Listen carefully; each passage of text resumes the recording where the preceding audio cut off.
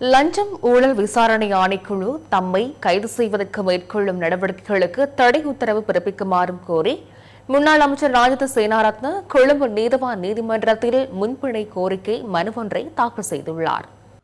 கிருந்த மீன்பிடி துறைமுகத்தில் மணல் அகழ்வு வேலை திட்டம் ஒன்றை கொரிய நிறுவனம் ஒன்றுக்கு வழங்கி அரசாங்கத்திற்கு 2 கோடி ரூபாவுக்கும் அதிகமான நட்டத்தை ஏற்படுத்தியதாக கூறப்படும் சம்பவம் தொடர்பில் தன்னை கைது செய்வதற்கான சாத்தியக்கூறுகள் காணப்படுவதாக தெரிவித்து முன்னாள் அமைச்சர் ராஜித சேனாரத்ன முன்பிணை மனுவை தாக்கல் செய்துள்ளார்.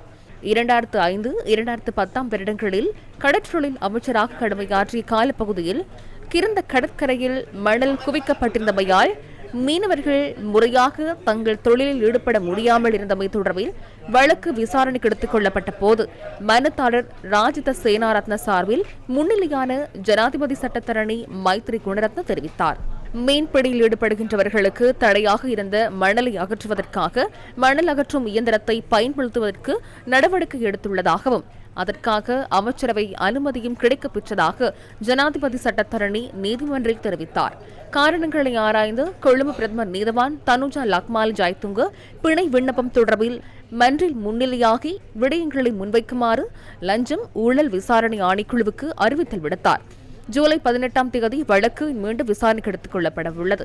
முன்னாள் அமைச்சர் ராஜித சேனாரத்னவின் மகனான முன்னாள் பாராளுமன்ற உறுப்பினர் சதுர சேனாரத்ன உள்ளிட்டோர் ஜனாதிபதி சட்டத்தரணியுடன் மன்றில் முன்னிலையாக இருந்தனர்.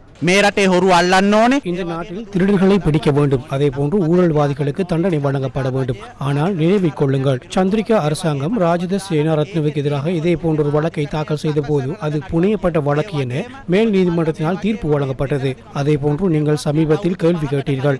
5 வருடங்களுக்கு முன்னர் வெள்ளை வேன் வழக்கில் அந்த வழக்கின் நிறைவில் விடுதலை செய்யப்பட்டது. நான் இன்று கூறுகின்றேன் என நினைவில் வைத்துக் கொள்ளுங்கள், ராஜித சேனாரத்ன விடுதலை செய்யப்படுவார்.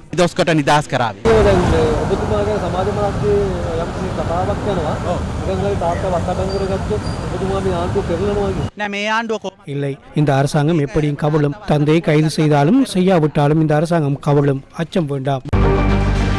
Case file.